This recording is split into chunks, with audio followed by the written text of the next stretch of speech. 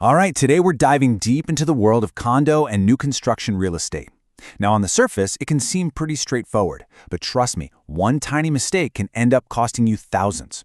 We're going to show you the 10 most common traps and, more importantly, exactly how to sidestep them. Let's get right into it. So, you might think buying a condo is way simpler than a house, right? Well, think again. The biggest, most expensive risks are often hiding in plain sight, in the fine print, and in all those common assumptions that can trip up even seasoned buyers and agents. So over the next few minutes, we are going to pull back the curtain on the 10 most common and most costly traps in condo real estate. My goal here is to arm you with that insider knowledge you need to navigate these deals like an absolute pro. Okay, let's kick things off with Section 1, Decoding Key Documents. It's no secret that the nastiest surprises are usually buried deep inside the paperwork. So let's learn how to find them before they find you. The single most important document in any condo resale transaction is, without a doubt, the status certificate. I like to call it the condo truth package. Why? Because it's literally a snapshot of the building's financial and legal health tied specifically to the unit you're looking at. So what's actually inside this truth package? Well, you'll find out the exact monthly maintenance fees, if the current owner owes any money, and you'll see the size of the building's savings account, what we call the reserve fund. Plus, you get critical details on the budget, the insurance, and crucially, any lawsuits against the corporation. It is an absolute goldmine of information. And boom, here's our very first trap. People think the certificate will just tell you, hey, the reserve fund is healthy, but that's the lie. The truth, it just gives you the numbers. It's up to a lawyer or a specialist to look at those numbers and tell you if that piggy bank is actually full enough for what's coming. Remember this, the certificate gives you data, not judgment. Next up, let's talk about a deadline that trips up so many people, the requisition date. Simply put, this is the hard and fast deadline for the buyer's lawyer to find and flag any problems with the property's legal ownership, what we call the title. And here's the classic exam trap. A lot of people believe all searches and objections have to be wrapped up by this one date. That is completely false.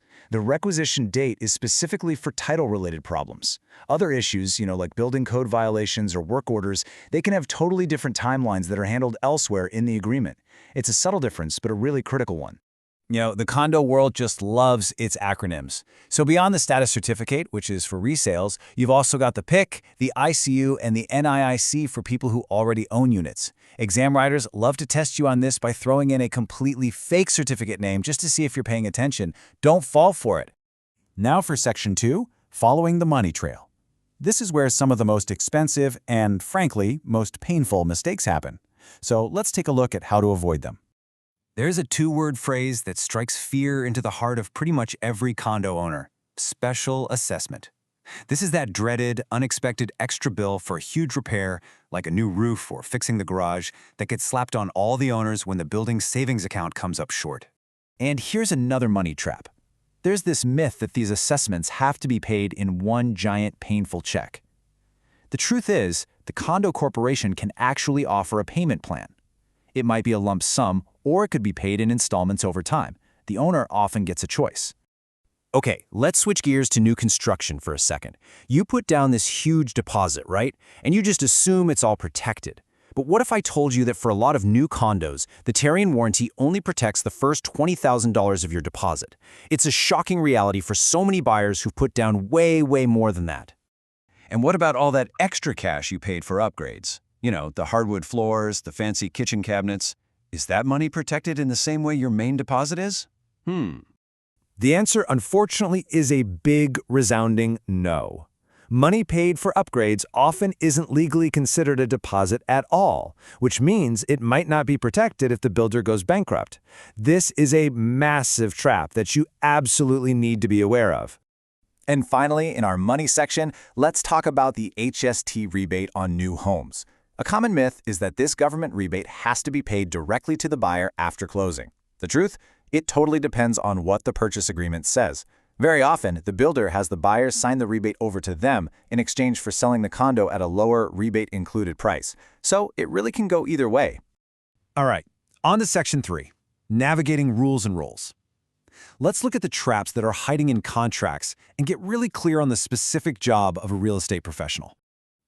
Even experienced agents can fall for this next trap, adding clauses when they don't need to. Standard real estate forms are incredibly detailed for a reason.